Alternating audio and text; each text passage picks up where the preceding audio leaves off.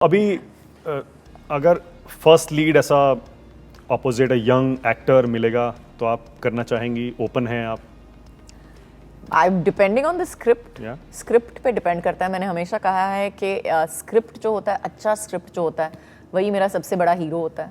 और एक अच्छे स्क्रिप्ट के साथ आप क्या कुछ नहीं कर सकते हो। किरदार आप बना सकते हो उसके ऊपर, लेकिन आप एक अच्छे किरदार पे एक मीडियोकर स्क्रिप्ट काम नहीं कर सकता है। तो I think the script is the most important thing. आपने पिछले 10, 15, 20 साल में फिल्में कम क्यों की? आपने एक ब्रेक लिया था, सबैटिकल लिया था। तो मैं तो कितने कमबैक्स हो गए हैं मेरे अभी हाँ, तक तो कितने हो कमबैक करते रहती हूँ मैं। ब्रेक क्यों चले जाती हैं आप ब्रेक पे? बच्चों की वजह से या? मैंने इतने ब्रेक्स नहीं लिए हैं एक्चुअली, लेकिन मैं काम जो है अपने हिसाब से करना चाहती हूँ। और मैं कम काम करूँगी, लेकिन मुझे काम करना है जहाँ पे मुझे अच्छे लोग मिलते हैं, अच्छा स्क्रिप्ट मिलता है, अच्छे किरदार मिलते हैं। तो ये सब तीनों चीज़ों को एक साथ मिलना बहुत मुश्किल होता है। तो जब ये तीनों चीज़ें एक साथ मिलती हैं तभी मैं पिक्चर करती हूँ। अच्छा, माँ के लिए फीस ली है? बिल्कुल। क्या सवाल है? होम प्रोडक्शन में फीस लेते हैं? तो क्या हुआ, चैरिटी नहीं हूँ मैं?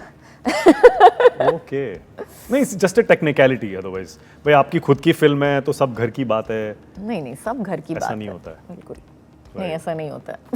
ओके, सो अपनी होम प्रोडक्शन में काम करने में आप एक्ट्रेस की तरह फील कर पाती हैं या बॉस की तरह लगता है कि नहीं हमारी अपनी फिल्म है? मैं जहाँ पे भी हूँ, मैं जो भी सेट पे हूँ, मैंने हमेशा आई हैव गिवन इट 300%। इसीलिए मैंने कम काम किया है शायद, कि मैंने हमेशा सोचा है कि मैं जिस सेट पे भी हूँ वो मेरा सेट है। उसके ऊपर whether it's my production or not my production, it is I am here to make sure that everything works out well. And set पे चाहे पतिदेव हैं या नहीं है उससे फर्क नहीं पड़ता? नहीं, मेरे काम को तो फर्क नहीं पड़ता। उन्होंने डायरेक्ट भी किया है आपको शायद? जी। कम दो चार बार ही किया है? कितनी बार किया है? एक बार किया आई थिंक।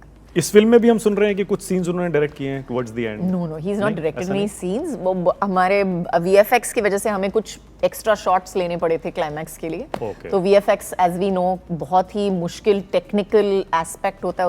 उसको शूट करना ही पूरा मतलब अलग तरीका होता है। तो हमारे वीएफएक्स के लिए थोड़े बहुत शॉट्स लेने थे, तो वो उन्होंने लिए थे। ओके, अजय देवगन की फिल्मों पर आपकी क्या राय है? वो सबसे ज्यादा अच्छे कौन सी फिल्म जॉनर में लगते हैं? उन्होंने सिंघम तो उनका मशहूर है ही, फिर कॉमेडी की उनकी पूरी सीरीज चली। मुझे लगता है कि Ajay Devgn actually is one of the few actors जिन्होंने हर जॉनर में कामयाबी पाई है, और बहुत अच्छी तरह से। आप एक एक्शन जॉनर ले लो जहाँ पे उन्होंने सिंघम मतलब कितनी है, उसमें तो जवाब नहीं है। हाँ बिल्कुल।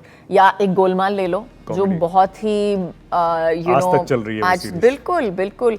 या आप रेड ले लो विच इज लाइक और Drishyam which is a thriller. Yes. और for that matter even a romance he is managed quite beautifully. प्यार तो होना ही था देख लो, हम दिल दे चुके सनम देख लो। तो I think he is one of those actors जिन्होंने मतलब एक पूरा गैमेट बहुत अच्छे और बहुत सक्सेसफुली किया है, as in commercial box office success, not only reviews. उनको भी क्रिटिक करती हैं कभी आप या नहीं? बिल्कुल। क्या कहा है कभी कोई फिल्म अच्छी नहीं चली या नहीं आपको पसंद आई तो क्या कहा है आपने? अजय ये क्या कर दिया? नहीं, मैं कभी ऐसे नहीं बोलती हूँ। आई थिंक जैसे मैंने आपको कहा है, हम एक्टर जो होते हैं, हम सबसे बड़े क्रिटिक्स हम खुद होते हैं।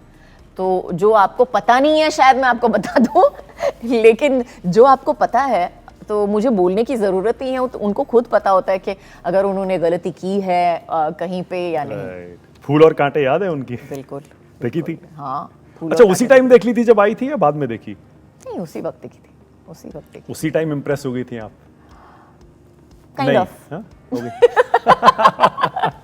वो बाइक्स जा रही हैं दो। इम्प्रेशन बाद में हुआ। हाँ। जब दोस्त बने तब इम्प्रेस हो गई। तो या बट इट वाज फूल और कांटे was a very very good film. वो मुझे कहना दो बाइक जा रही हैं उस पे ऐसे लेग स्प्रेड करके, वो क्या सीन था, आज भी आइकॉनिक सीन, उसकी चर्चा होती है। और उसके बाद पता नहीं कितने दो चीजों पे खड़े हो गए। उस सीन को कई बार कॉपी किया गया। हाँ, सन ऑफ सरदार पे आते मुझे लगता है 2 घोड़ों पे आए थे।